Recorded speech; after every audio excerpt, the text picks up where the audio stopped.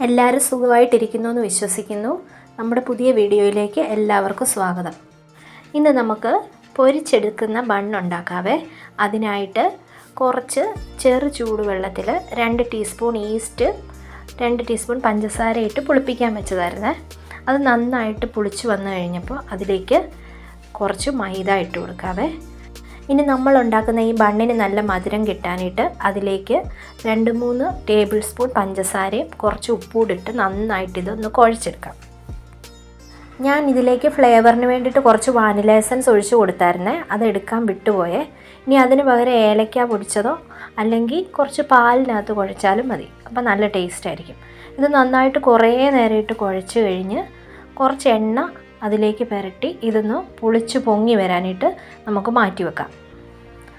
അതൊരു 1 മണിക്കൂർ മാറ്റി വെക്കണേ.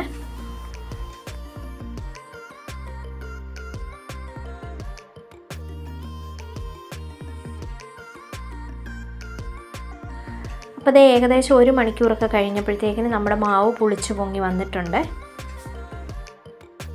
ഇനി ഒരു ചീനിച്ചട്ടി കുറച്ച് എണ്ണ ചൂടാക്കാൻ വെക്കാവേ. ഇത് നന്നായിട്ട് ചൂടായി വന്നു കഴിയുമ്പോൾ തീ നന്നായിട്ട് കുറച്ച് വെച്ചിട്ട് ഈ മാവ് ഓരോ ബോൾസായിട്ട് ഉരുട്ടി ഇതിലേക്ക് ഇട്ട് കൊടുക്കാം.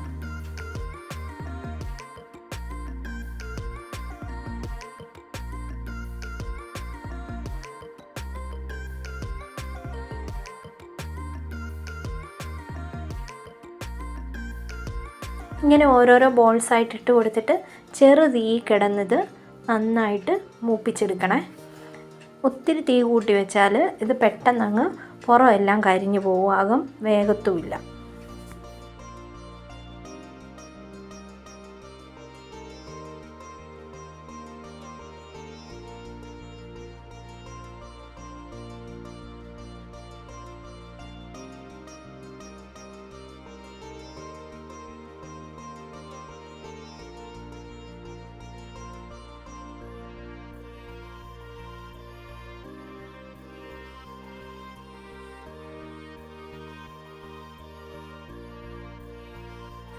ഇതിനി ഇങ്ങനെ എണ്ണയിലിട്ടിട്ട് ഒരു സ്പൂൺ വെച്ച് ചെറുതായിട്ട് ഇങ്ങനെ ഒന്ന് തിരിച്ച് മറിച്ച് വിട്ട് കൊടുക്കണേ.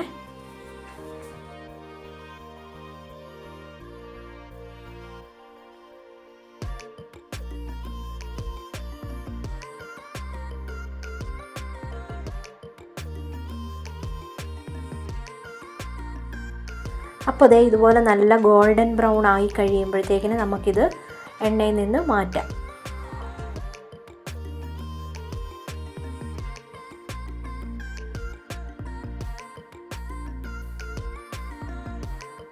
അപ്പോൾ അതേ അടുത്ത ട്രിപ്പ് ഞാൻ ഇട്ട് കൊടുക്കുന്നുണ്ട്.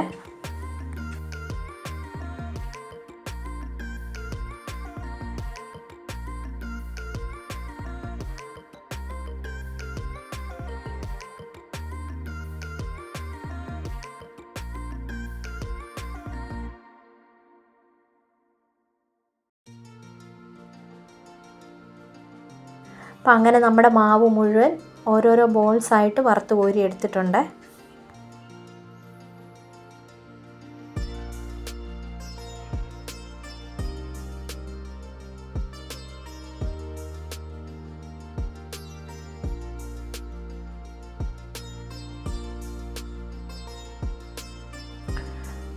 ഇത് കണ്ടോ, ഇതുപോലെ നല്ല വറുത്തെടുത്ത ബണ്ണ് നമുക്കുണ്ടാക്കാം. അപ്പോൾ ഇത് ഇത്രയൊന്നും അല്ലായിരുന്നു കേട്ടോ, കുറച്ചൊക്കെ എടുത്ത് കഴിച്ചായിരുന്നേ. അപ്പോൾ ഇതിലൊരെണ്ണം ഞാനെടുത്തൊന്ന് മുറിച്ച് കാണിച്ചു തരാവേ, ഇതിൻ്റെ അകം എങ്ങനെ ഇരിക്കുന്നതെന്ന്.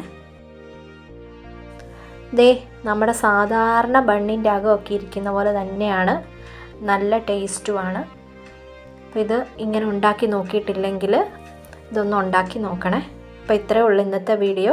Thank you for watching.